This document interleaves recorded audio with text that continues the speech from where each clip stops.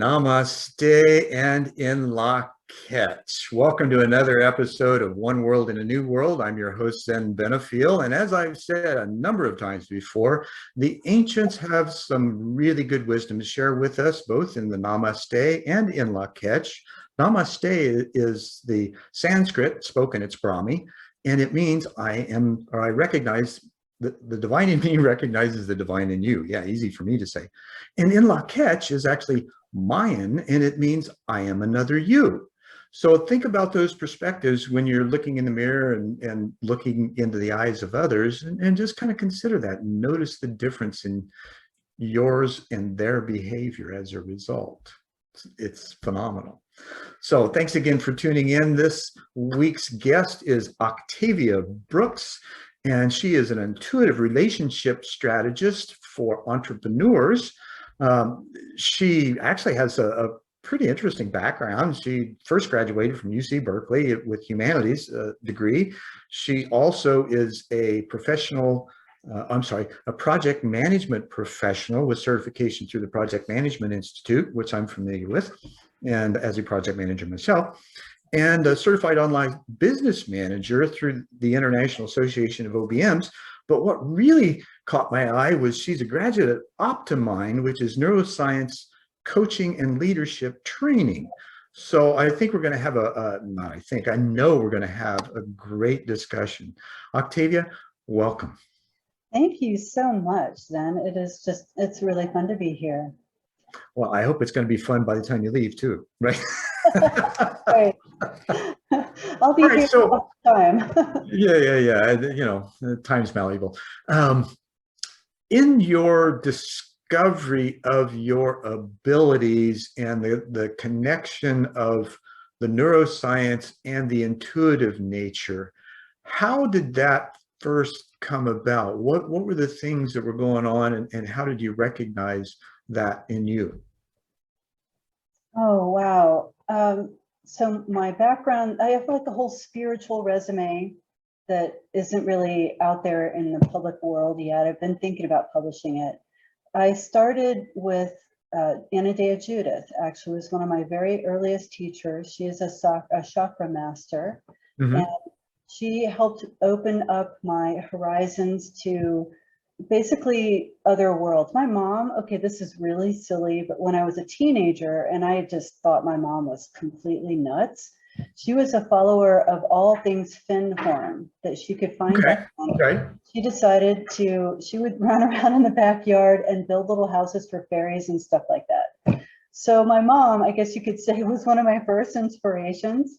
Well, that's cool to have that though, because she was, open to nature. Right. And a lot of times we call those pagans, but it's really much more than that. Mm-hmm.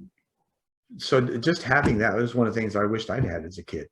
So I thought my mom was just like totally weird. And in fact, I tried to be part of an atheist society, but I got mad because they thought I misspelled my name, and they wrote me back Mr., and I was like, because I used to have another name, it was Ellie when I was a kid, and I wrote back Mr. Eli. And like, no contact references there now, are there? I don't think so. But I got really turned off to atheism, and I think that's a funny part of my chapter because of how spiritual I am now.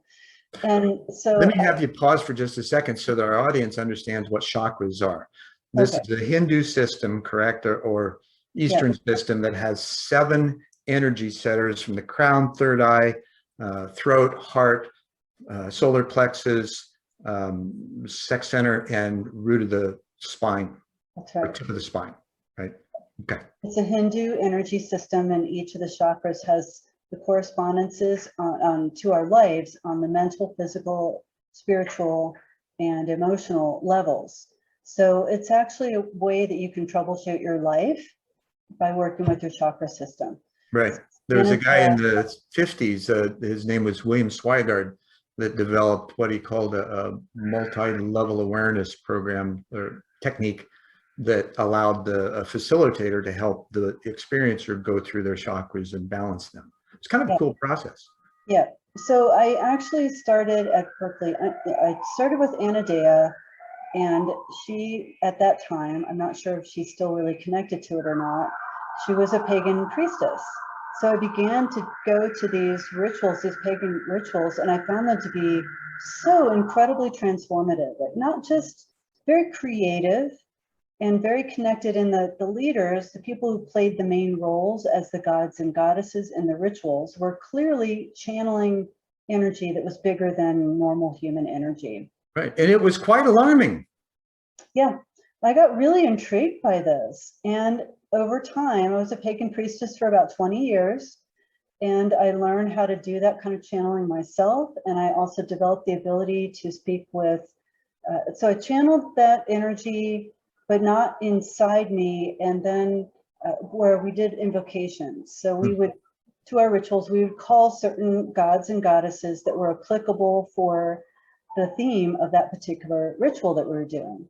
So for example, like world peace, we would call in Kuan Yin and maybe Jesus. And considering that this is really a goddess religion, we didn't always call in the gods. But it's very Kuan Yin and Lady Nada and the whole, right? Yeah. It was very cross-cultural, gave me a lot of really good exposure. And I also learned how to speak with these entities that came in. And some So people, what's that like? That's you know, because a lot of people, I do believe, have these kinds of experiences and don't know what the heck to do with them because you know, they can't talk to people about it because they're going to think they're nuts, or at least that's what they think is going to happen.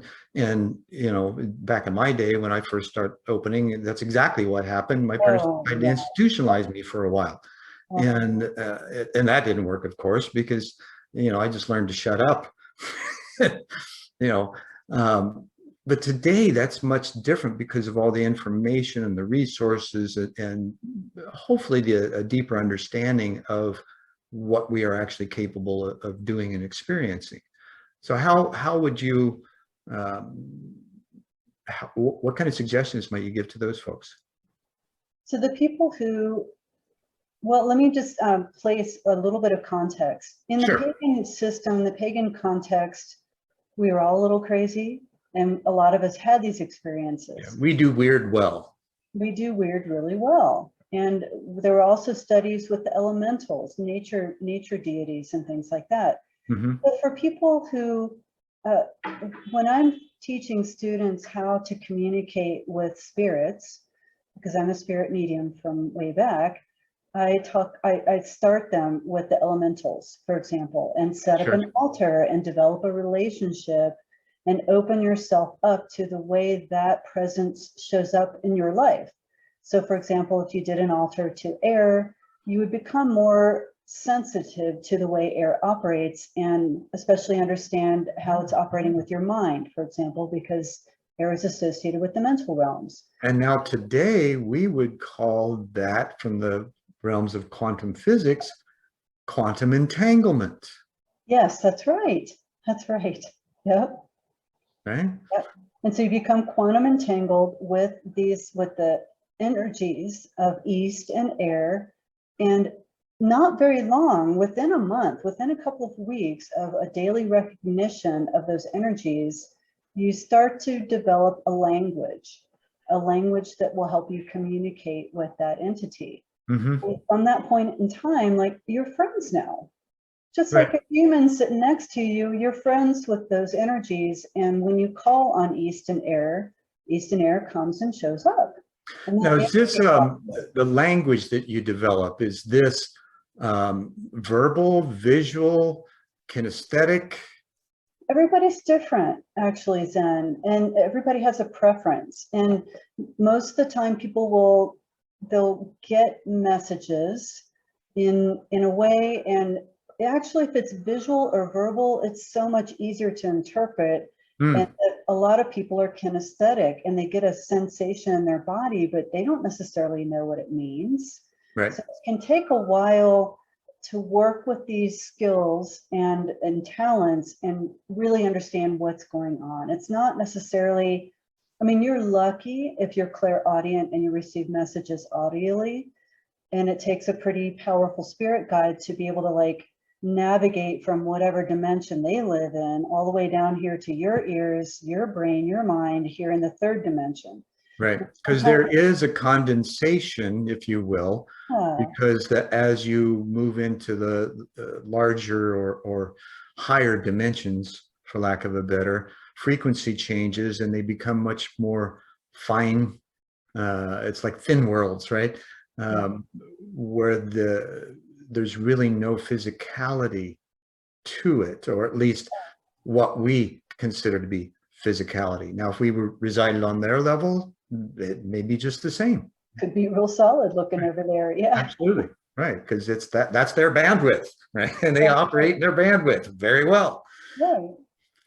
Okay, so in the language, you know, we were talking earlier about the three brain system, and you mentioned the kinesthetics, feeling it, the sensing, the gut feeling, the intuition, things like that, which is kind of hard to. The kinesthetic message was really shocking to me. Well, sure. So what kind of discernment do you think could be developed, or at least an awareness of the kind of discernment that might be necessary to help assist what those sensations are, or interpreting them?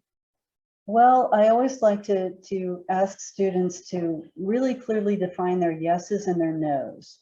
You can do this with muscle testing as well. You always want to start with what's a really clear yes, and maybe ask your body, what do you feel like when you're receiving a really clear yes? And your body will do something. It'll demonstrate that to you. Mm-hmm.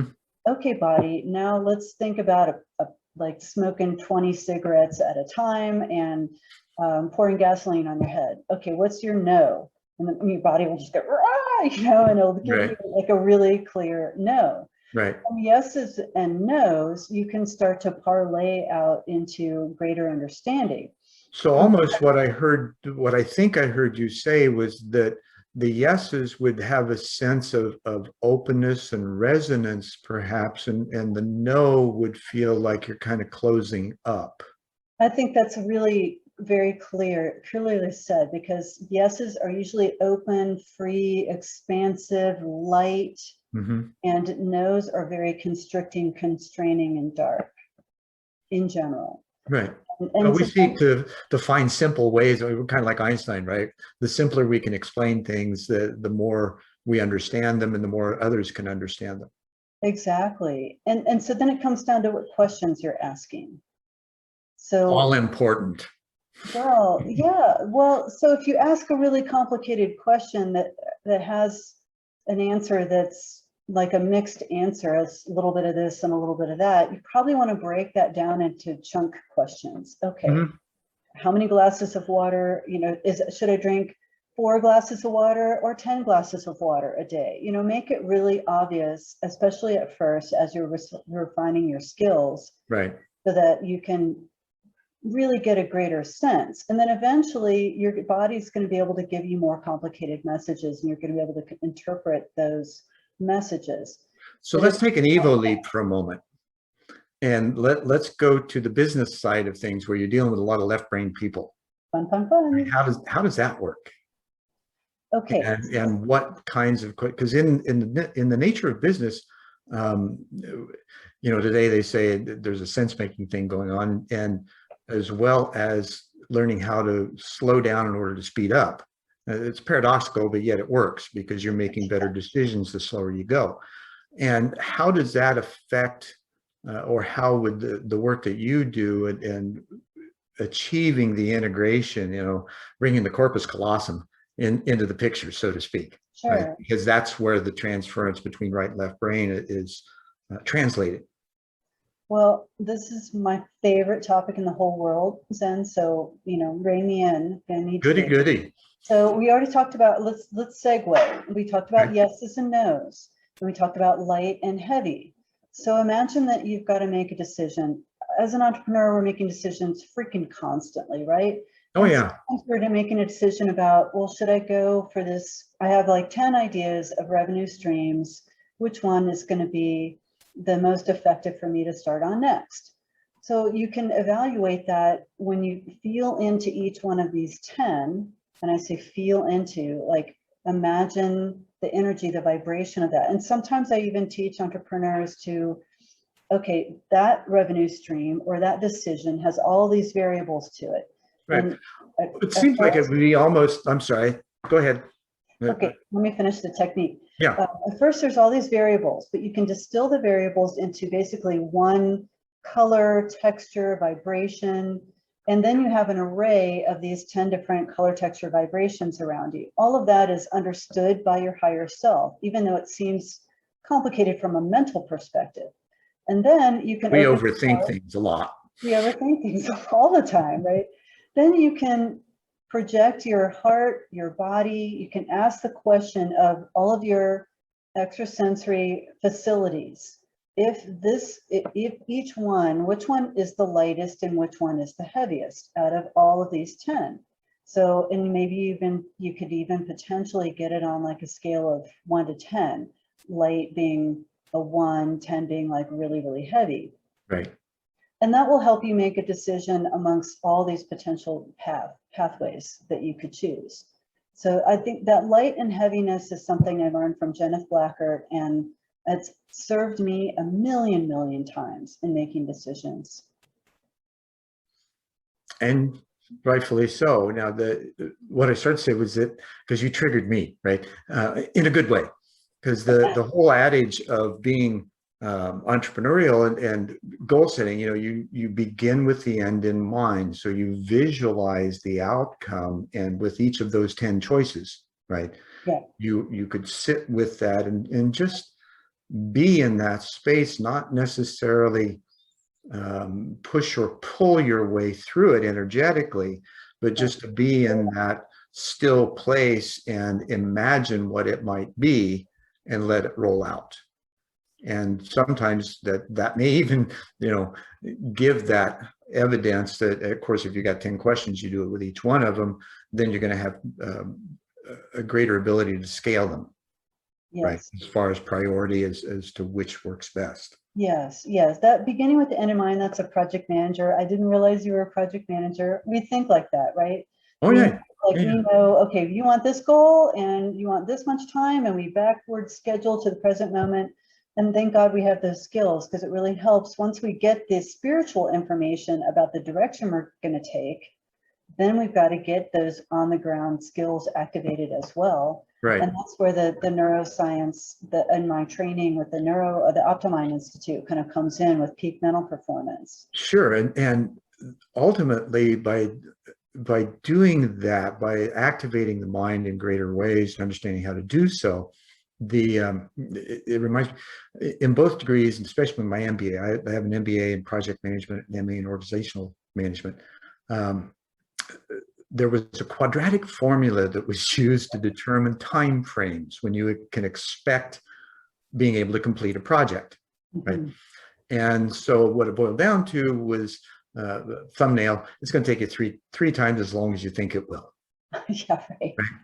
Now, with what you're talking about, right? Because that's eliminating the inner awareness of how to be or move in this co-creative process, right? So that 3 times as long can be truncated because you're more actively aware and perceiving the best path through that, because of the questions you're asking, the answers you're getting, and the attention you're paying. The attention, intention, and interaction, right, is much clearer from that perspective. And so you don't have all the ancillary possibilities or distractions that extend time frames. Yes. Yeah, you can stay more focused because you've already gone, like, you can trust your decision-making process. You've already gone through the decision. I chose this path because it was definitely the best path. So I'm going down this path and I'm going to be all in. If I'm all in, I'm not going to let distractions creep in there. And then also, like, I think this is in keeping with some of what you've already spoken about. You can do a vibrational attunement. You can stay vibrationally attuned to that path that you have chosen. There's a consciousness to that path. And that consciousness can be interactive with you and bringing inspiration and innovation, ideas, and all that stuff to make everything easier. That's just one optimization. So what's that vibrational attunement or attunement? How would you explain that to a left-brain person? Let's see. Could it be a sense? Could it This be is a the type of feeling thing that once you've experienced it, it's in the file, right? In your database. And so you can call that file up and be in that file? I think that is really accurate. That's a really good way of explaining it. And then also, so many entrepreneurs already know about visualizing and being, like you said earlier, the end state, allowing that end state to be 360 degrees around you, all full senses, full sensory experience of fait accompli. I got there, I am completely successful. This is what's around me. And that is a form of vibrational attunement with all levels of your mind and consciousness on that path. And you go from that, you should do that a couple of times a day at least. And then your inspirations come from that. So your inspirations are on track and they're in tune. So I think that's probably one of the easier ways to explain it to the left-brainers. Well, and it sounds very comprehensive too. You know, I love how Tom Campbell, you know, he talks about from a physicist standpoint, right, which is very left brain. So he says he's trying to explain a right brain world to left brain thinkers, and that's kind of what we're doing, because you know there is this balanced mind, or even if you want to go so far as to say the one mind that is operational in everything, and that by being able to balance the two hemispheres, whether it's through the pineal or the corpus callosum, right? It's the same effect. They're both different aspects of the same operational capacity within our brain. Right. Is that true? Okay. Yeah. Sometimes things just sound like they make sense. It doesn't make them so, right? So in this, then let's take it to the next level. How would you see that in operation within an organization or a company? Well, I work with entrepreneurs that have larger companies, and the way I work with them is, I'll teach them this decision-making process. I also do a connection with the consciousness of their higher purpose and the consciousness of their business. So imagine you've got a business, you've got all these moving parts, everything is, you know, activity, action, action. And if there's an overriding consciousness that is coming from the direct one mind, and lots of people have different names for that. They can call it God, they can call it, you know, Yahweh, all the different names from that one centralized consciousness. If you are peeling off a slice of that unified centralized consciousness and invoking it for your company, because everything is consciousness, especially with people involved. Right. Then the entrepreneur can basically almost channel the consciousness of that entity, that slice of consciousness. But they wouldn't call it channeling. They would just be able to trust. Yeah, you saw me kind of go, wait a minute, because yeah, you know, channeling to a business person or a left brain thinker is going to sound completely, shades will be drawn, doors will be closed, right? And so, but it's really, it's been a term that was used in the metaphysical environment and the New Age movement, things like that, because there really wasn't anything else to use. So it's kind of moved through the system and come up yet again. And yet what it is just the ability to tune in and be clear with that open connection you have to your own infinite intelligence. that's right. Right. And we each have that. And it's like we were talking earlier about my NDs as a teenager and learning that, hey, we are all cosmic consciousness condensed into form. We just don't understand how that all works. And quantum physics is now proving that. And yet there's still this gap. You know, it's like Howard Gardner's work in the 1980s. He came out with multiple intelligences as far as being able to access or assess school children's learning aptitudes and abilities. You know, we did have the visual, kinesthetic, and auditory as our three main learning modes. Well, now there's 8 or 9 within the multiple intelligences, and yet even though those are recognizable, you can't really test for them because you have to observe the student and their learning behaviors in order to determine where they fit in that. And we use all of them. It's not that we use any one specifically, but we're, you know, prone to use one or several. And yet that information and that understanding has yet to be applied ubiquitously in the school system. The school Which is system kind of sad. 20 or 30 years behind. Right. Of the Right. rest of all the other human developments. I was fortunate as a teacher in charter schools that we had lessons plans that included multiple intelligence aspects. Very, very cool. What a godsend, right? And yet it made teaching more complex. Yeah, but a guy like you likes that. I do. I do. I like the complexity. I am comfortable in chaos because I know there's order there. I just have to discover it. Yeah. Yeah. And then share, of course, so that everybody else doesn't feel freaked out. And as a project manager, you know, when you're dealing, you know, with a large corporation, I was project manager, production control coordinator in the aerospace industry in my late 20s, responsible for $7 million in shipments a month, 800 different part numbers.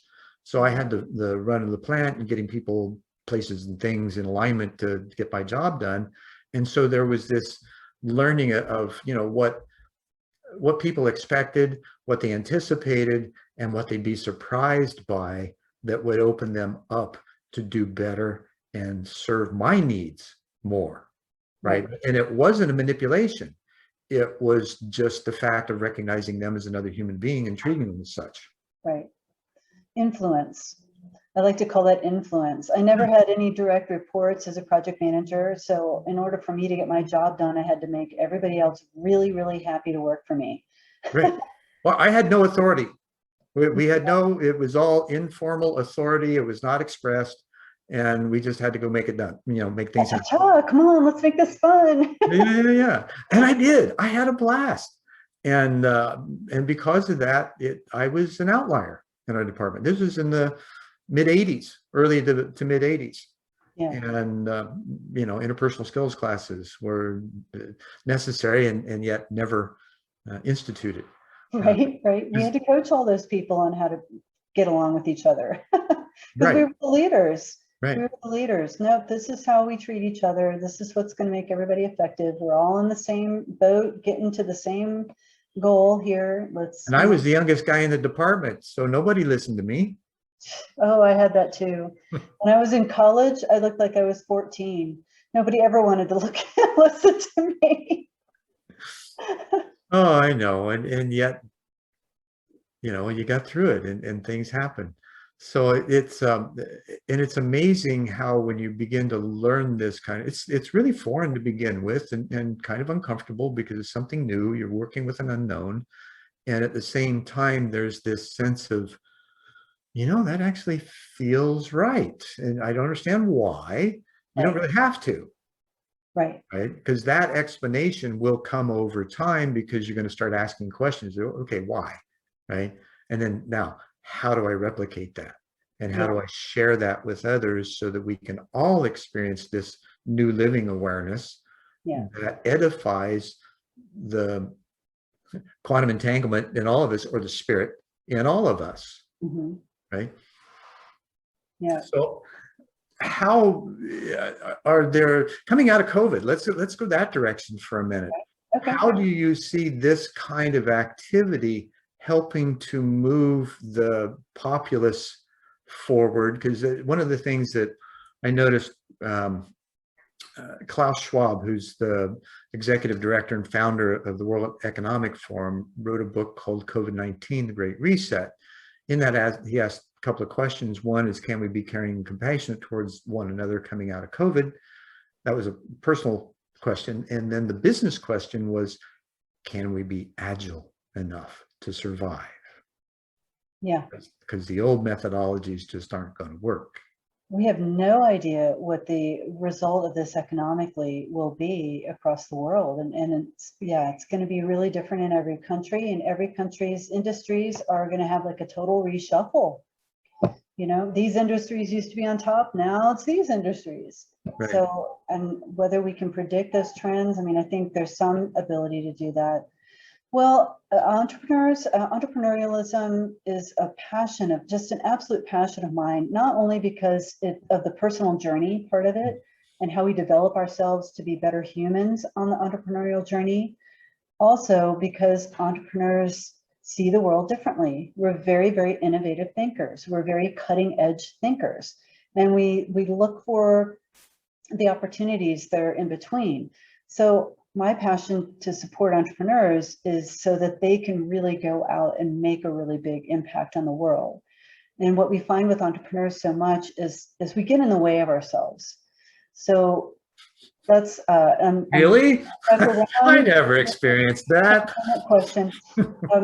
So if you were an entrepreneur who is having trouble being successful, even regardless of, you know, pre-pandemic, during pandemic, or after pandemic, there's a need for you to connect to more of your inner resources. There's a need for you to connect to these quantum aspects of yourself, where you can see from a higher, greater, bigger perspective.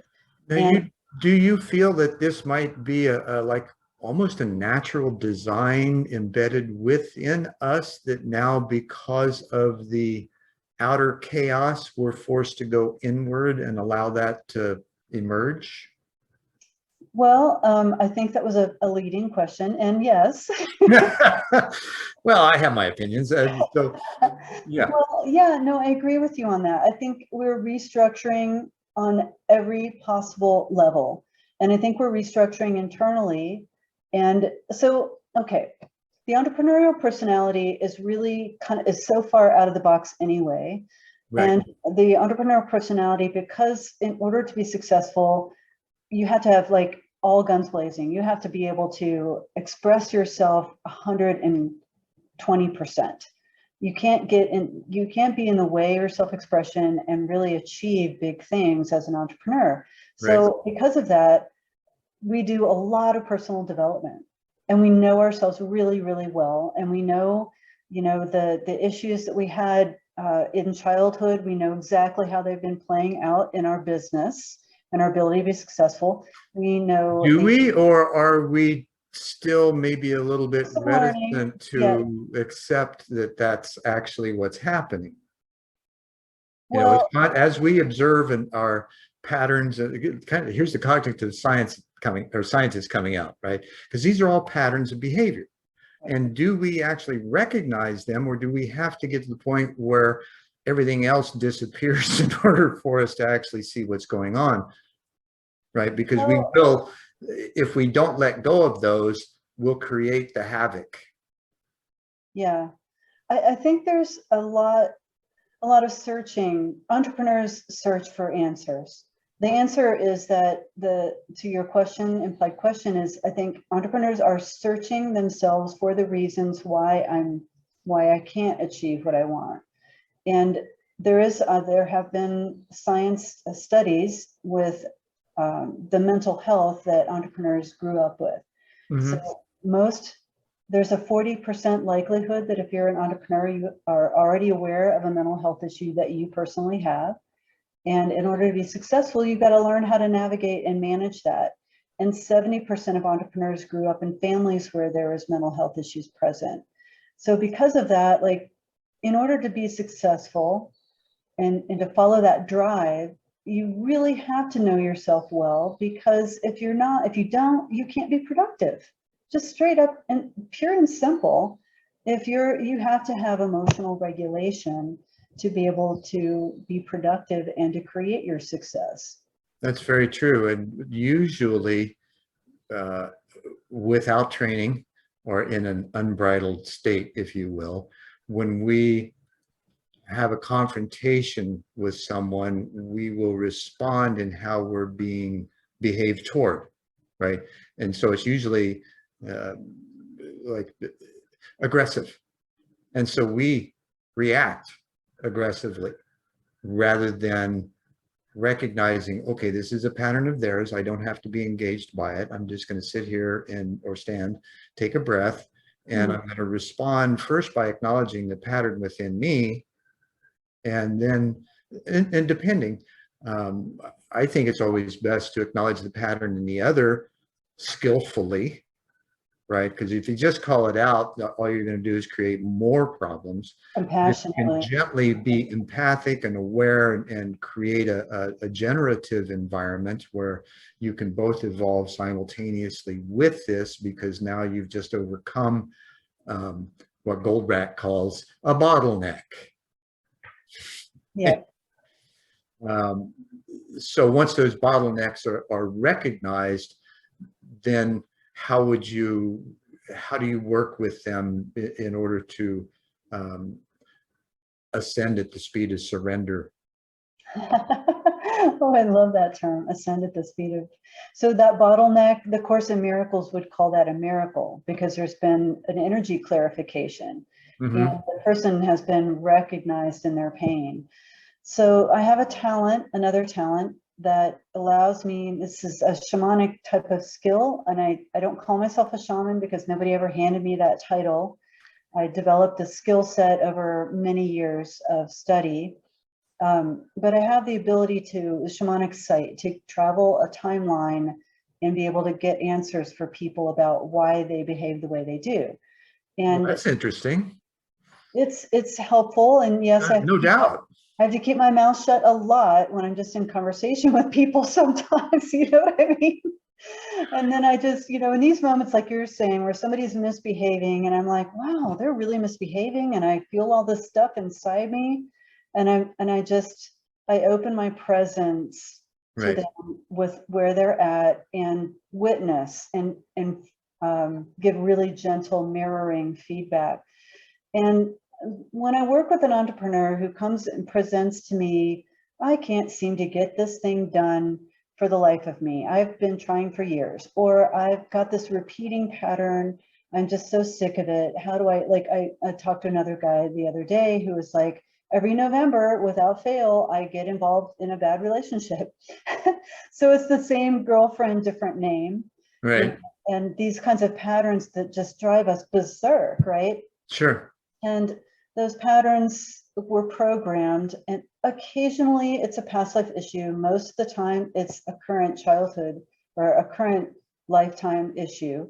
And I have the ability to go back into the childhood moment where the belief system got implanted.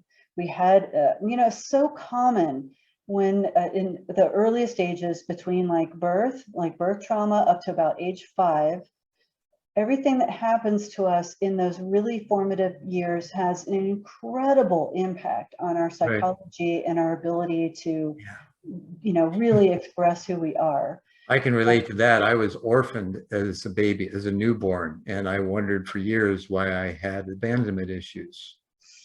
Ouch, ouch, ouch, ouch. Even though I was in this wonderful family, I still felt alone. Right. And right. there was guilty about it too, probably. Yeah. Wait a minute, but they love me, but I feel so guilty, but I feel so separate. Yeah. And in my birth trauma, I felt really, really separated from everything and everybody and love. And and it takes a long time because of the impact.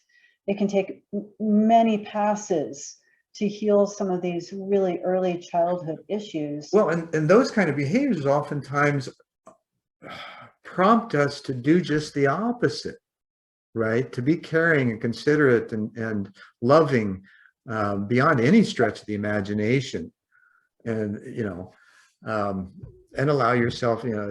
My adopted father used to say, "Damn it, do you have to trust everybody?"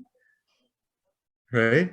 And my response was, "Well, yeah. Then they, if I don't, then they can't prove themselves worthy or not." That sounds like a pretty mature approach, Zen. Most people just choose not to trust anybody, or they choose to just get stuck on a setting of maybe over giving to everybody else and nothing for me, or yeah. I could tell you so many stories about like how that childhood, those experience, like one experience, imagine busy parents and they don't feed the baby quickly enough and the baby lays there hungry for a while. Your body has no idea at that age how to interpret those signals. You are in incredible stress or crying in the middle of the night, especially in our ages. The childbearing practices are so much more evolved now than they were when we were growing up. It was normal to leave your kid crying in the other room without any kind of support or love. Yeah. But Leave them alone, they'll learn. Devastating. Trust me, it's devastating. And so there's, John Bradshaw, I think was the name of the guy who developed the, reparenting your inner child. I practiced that. I came into contact with that really early on, and I've been practicing that and evolving that practice over my lifetime, but I was still running into a lot of walls until one of my NLP practitioner mentors, Keith Fale, helped me understand, go into the earlier childhood area. And then that opened up a whole world of study, of self-study that I use with clients of the ramifications of early childhood traumas. Mm-hmm. And it could literally be as simple as one of my clients had a poopy diaper, she was overheated and crying. Basically, your body's going in too many directions as a child, as a baby, and you have no idea how to interpret it. And you're just like, I got to get out of here. And what we do is dissociate. And we dissociate. Or learn how to have OBEs very early. Yeah, exactly. Well, we have OBEs and then we're still alive, right? And so that's when that's the process of soul retrieval, and the shamanic term, where you go back and you find the part of you that's still hanging out over there and not here, present, incorporated in your body. Mm-hmm. And so I'm going to tie this back into entrepreneurialism and influential leadership. When you're dissociated and all these parts of you are hither and yon, who's doing the marketing? Who's sitting in front of the sales potential client? Who's doing that? Well, like a percentage of you, 40, 50, 60% of you is doing that. So it's hard to get the sale. It's hard to be present in your marketing. It's hard to connect with people authentically. And for sure, it's hard to get out of your blind spots to find out how you're kicking yourself in the butt and not really allowing yourself to connect and be successful. So when I go back and I do these soul retrievals, we rework. So the shamanic practice I use, the soul retrieval practice, is very similar to hypnosis, hypnotic induction, NLP. Mm-hmm. It does all of those things, but it's in a more organic, kind of nature-oriented way. But it creates neuroelasticity, which then allows people to put in new mind maps in their brain. All of these things were hanging out in your subconscious. They were mind maps. They're communicating to the universe, broadcasting from these beliefs of lack and hunger and pain and suffering. That's the message. Even if you're consciously projecting a message as loudly as you can, it's getting all garbled up by the time it gets to the universe because of this mixture inside you. Right. And the lack of self-awareness of that. And one of the things that I'm sure you've noticed this that allows you to be who you are in this is that as you grew to know these features and benefits, right? You also were able to see yourself in others, and at least I find this practice or this in my transformational coaching business. At whatever I'm working with my client, I'm going through it simultaneously, referencing, double checking, triple checking, making sure that I'm spot on, because what I have to offer, I have to be 100% at least sure that in the experiment, they're going to get good results, because I don't know exactly what their results are going to be. All I know is that it's a process to get them. Yeah. Yeah. Do you find that to be true for? I'm super results oriented. And when I first started working with clients, I'm like, my left brain was all red flags. Really, you've got this talent, huh? You think you can do something with it, huh? Let's see if you can actually resolve the problems that they come in with. Okay, let's see. And I developed this intake form that makes it really clear, like, here's my starting place. And okay, now I have received some sessions with Octavia, and we go back and look, do you still have those problems? Well, no, they got resolved in the weirdest possible way. I never could predict that pathway, but so much of my anxiety has dropped away. So much of my depressive tendencies have dropped away, which then gets back into your peak performance, your productivity. Right. As you bring these dissociated parts of you back home, you calm down. You have a lot less worry. You have a lot less frustration. The things that were difficult before are not difficult for you anymore. And you have more and more presence. And that's how you become an influential leader. And you show up differently. You show up as a much more confident, authentic person who has high self-esteem, which is also very attractive to people. People want to work with people that have high self-esteem. Absolutely. And that countenance, or the authority and conviction of the confidence to those of a lesser self-aware state might see that as ego and want to push back, as opposed to allow themselves to be further engaged. And I think that's kind of a recurring pattern that I've noticed in working with groups of people, because I've worked with anywhere from 50 to 200 people on projects and things. And so in that, and of course, in that process, I'm observing everything else, because you got to stay on top of it as project lead.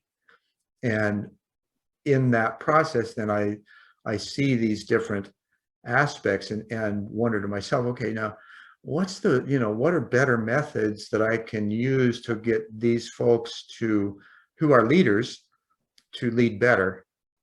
Right. And for those who are, for lack of better, followers or employees, to actually acknowledge that, okay, I understand that this is just, again, it's part of a process or a pattern of getting things done. Mm-hmm. So well, I think there's a healthy ego, and the ego, the healthy ego is concerned for other people, mm-hmm. and also really solid in knowing their purpose. It's kind of a we-go instead of an ego. That's a really good term. I love that. I've never heard that before. We-go. A we-go is when you're concerned about, like, it's reciprocal. I enable you to be the best you can be, and we achieve this greater goal together. Right. And I'm solid in who I am. I know who I am. I know my skills and talents. I know my strengths and weaknesses. And I'm not going to lord over you. I'm not going to try to dominate you. I might be a little harsh because I want to show you something that you don't want to look at, that's thwarting both of us. So it's a little bit of a tough love, but that's influential leader. When the person comes around and realizes, oh my God, I really don't want to be that way. Thank you, influential leader, for showing me that. Right. Yeah. And you're not barking at them. You're just trying to be effective. Right. Right. Yeah. Yeah. Yeah. Not every we-go person is super gentle, Sure. Everybody, you still have personalities. We all have personalities. And yeah, even the greatest gurus in the world have personalities, and some of them are not very tasteful, especially in present time world. No, not at all. I totally agree with you. The objective, I think, because we're all in relationships on the ocean of emotion, seeking safe harbor. Yeah. And in order to do so in a business work group, there's an element of trust that has to be present, that's developed over time through activity and responses and behavior and demonstration, right? So context. All of these things really imbue the workforce with either a happy, productive company culture, or one that feels militaristic and contrived. Yeah, constricting, constraining. I've worked in Yeah. some companies like that. Well, Just just wrapped around the bureaucratic axle and not really allowing of innovation or creativity. Just couldn't handle it, really. right. That's why I had to leave corporate. I just felt like Me too. I got bored with it, for one thing, and I got just sick of basically being oppressed all the time. Yeah. Yeah. And it, working for an aerospace company, a lot of our contracts were military. Even though we had a large commercial base, the company was ran very militaristically. Yeah. And so there was this, well, if you're not going to get, give me what I need, I'm going to go to your boss, or, I'm going to, because you didn't do this for me, then I'm going to create problems for you in some other way that you may not suspect. And so there was all these game playing, stuff going on. And today, there is much less of that, because the aspect of learning how to get along and work together better is instilled as part of that agile development. And especially now, because with remote workers, those skills can be shopped around, right? If they're not, and they can learn, and as remote workers, they also have the opportunity to live wherever they want to, instead of in the places that are depressing or debilitating. Yeah. So there's a whole new movement of that. It's called regenerative community building, right? Fantastic. And it really is. So there's all of these things that even in community development and business, there's this agile sense of, okay, how can we be better? Not necessarily how can we make more money, because there's a shift from, at least in my opinion, there's a shift from profit over people and planet to people and planet over profit. That's what I would like to. Doesn't do away with profit, because that's what greases the wheels. Right. It's a byproduct, though. It's a byproduct of. Absolutely. You can really engage your employees with trust and make them feel that their ideas are valued and heard. That's a kind of workplace that people want to participate in. They want to be part of that. They want to feel like they're doing something good and not just a cog in the wheel. I mean, that's why I got burned out, and I work with a lot of people who got burned out from being just a cog in the wheel. And it requires much different leadership styles than we had 10, 20 years ago. It does. Much I feel so, for lack of a better, blessed. I started doing partnering workshops for building road, bridge, and waterway construction projects back in 2004, I think. I was scared to death initially, because here I am, center of attention, getting people, large construction teams. It could be 20, could be 40. The largest one was 80 for a $500 million project. All these principles are what partnering is built on. That's right. Right. So for me to be able to practice these with a group of people and move them to a better place where they're in agreement, they know what their code of ethics are, that they've got goals and objectives that they all agree upon, and they learn how to communicate more effectively to get the job done, so that there's work flow and not work stoppage. Yeah. Because the stoppage costs hundreds of thousands of dollars a day. Huge. Yeah. Right. So being able to convert that understanding into these ways, great practice, and as you're seeing it, being able to do that with business, because small business owners and small business leaders, that's what's going to move our world forward. Right? I think so. Yeah, and they're already the greatest employers. That they employ the greatest number of people. Yep. And so again, that's why I really like entrepreneurialism. But yeah, in the corporations, they have household names. They've done a really good job of marketing themselves over the decades they've been in existence. They're having to change too. Mm-hmm. They're having to change too, because creating a team culture that's almost exclusively online takes a lot more energy. It takes a lot more finesse. And that's what entrepreneurs, online entrepreneurs, have been doing that for probably decades, a very long time. We know how to create a team environment, even though we're all in totally different locations. We have tools for that, that makes Right. us feel connected, that makes us feel like we're part of a thing. We're part of something together. And we're using one of those. We are, that's right. Yeah, it's amazing how the virtual world virtually exploded after COVID, right? And now I'm aware of multiple entrepreneurial groups that are coming together, people with skill sets of high level skill sets that are tired of the way things are, and they're looking for others of similar ilk that, you know, they can develop projects with together. And through the virtual world, now it's global. Absolutely. And so there's a lot of encouragement for us and others like us, and even those who maybe neither, that the world is going to get better. You know, I'm always looking for the silver lining. I've trained myself, something bad happens, and I just start, as soon as I kind of like recover from shock, I'm like, what's the good that could come out of this? What's the good that could come out of this? We live in a world now after the pandemic where we know a lot more about what's happening in the rest of the world. Right. We're a much tighter knit, like whenever a group goes through a trauma together, we become bonded. And here we are as an entire world bonding through this trauma. And you're seeing, you know, helping people across the world, sending supplies and resources to countries that are having a much harder time than other countries. And you're also seeing a lot of mental health awareness come out. There was so much suppressed with mental health. It wasn't okay to say that I spent all this time depressed and now I'm famous or whatever. Now these famous people are saying, I went through that.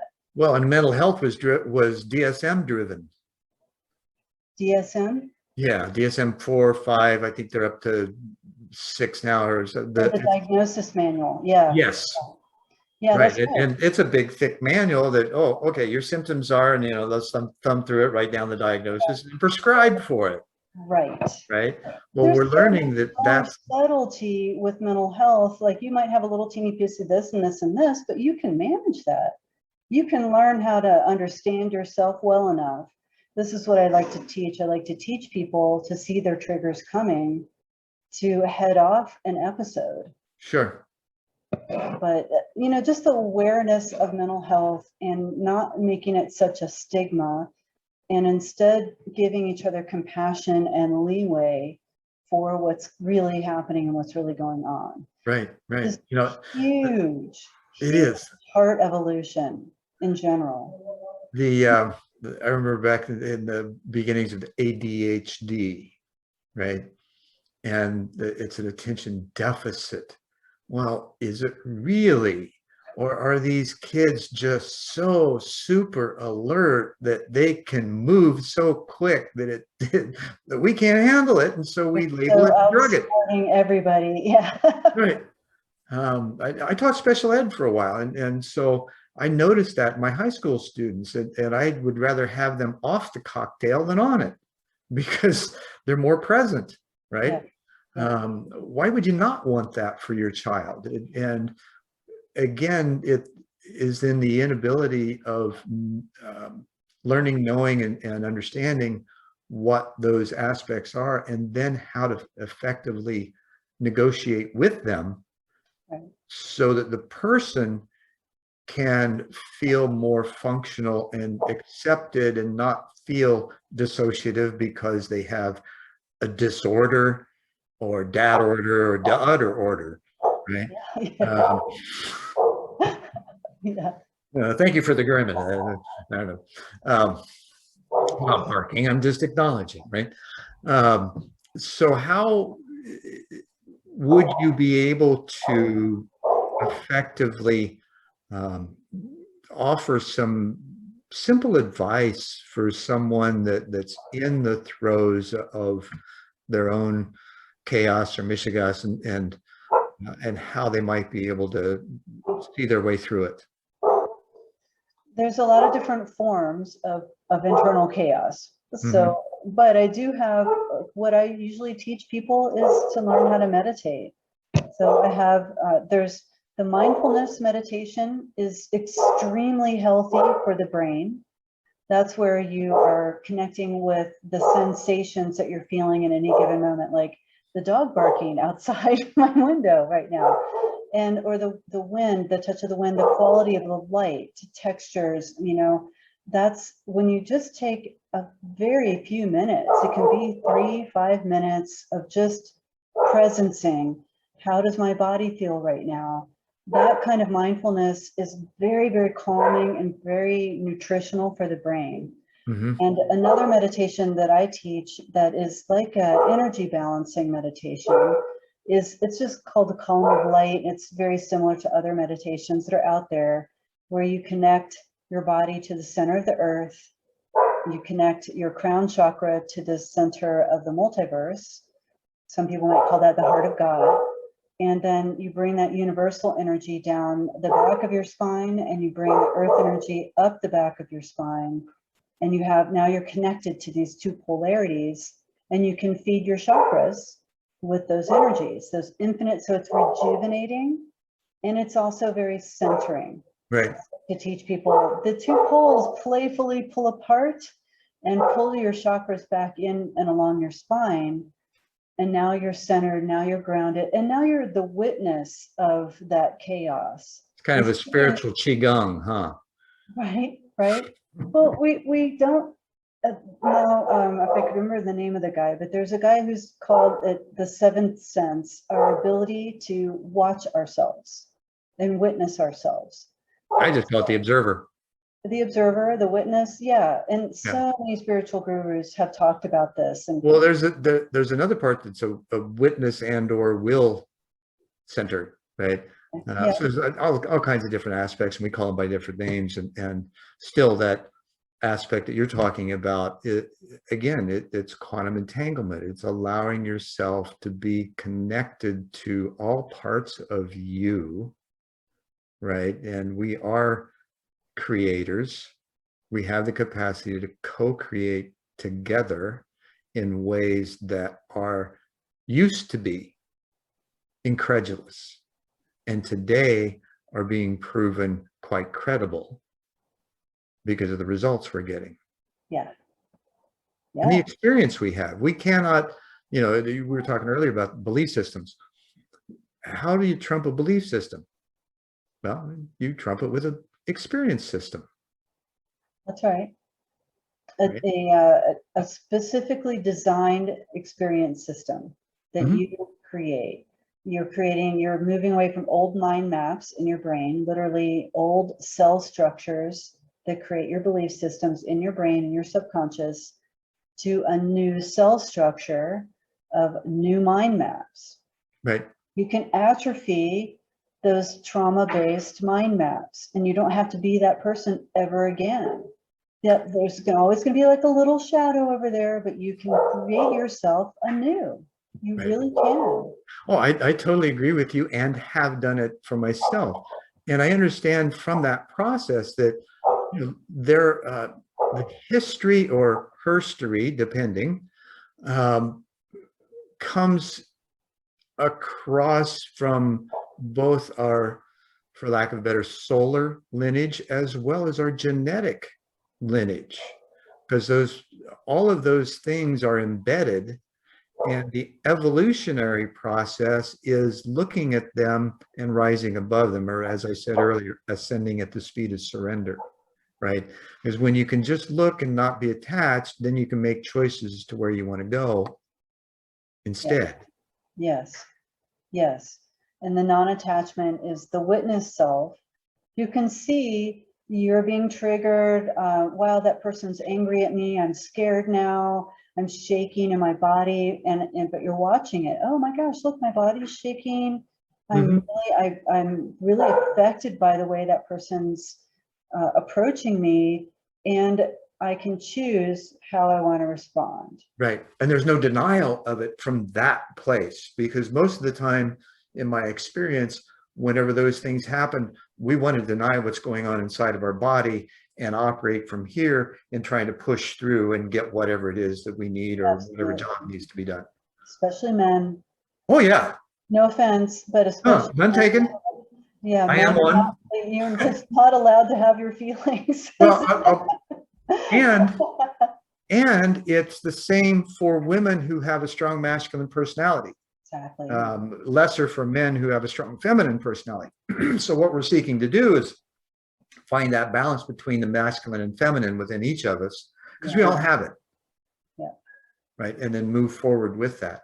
Well, cool. Gosh, Octavia, this has just been a really wonderful conversation. And I know our audience has gotten some results with it because, yeah, there's just so much for me. This is what I like about apocalyptic chats, right?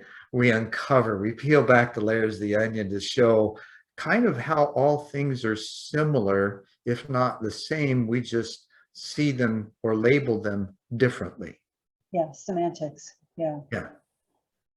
So hopefully we'll have this new design bubble up and we will have a new world order of harmony among people and planet within. It's here now. It's here now. I can feel it. I can tune into it. And I've been feeling it brewing for quite a long time, 10, 15 years at least. I've been feeling this upsurge of harmonious consciousness that is brewing up in each of us individually. And it'll be so interesting to see how it overflows into the collective consciousness, into the power structures. I'm fascinated. I can't wait. Right. And the burgeoning of the, for lack of better, people like us, the weird ones that are bridging the worlds of science and spirituality and structure, and able to be assistants to that process. Yeah, it's a privilege. It is, truly. Yeah. It's a real privilege to be alive right now as a light worker. Yeah.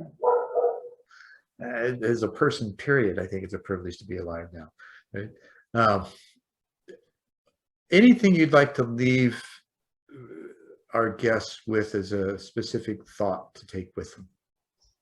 You know, I'm going to go back to something I heard from one of the 13 grandmothers, Maria Elisi, and she was giving a talk, and I asked her, Maria Elisi, how can we align with the vision of the 13 grandmothers? How do we walk in your talk?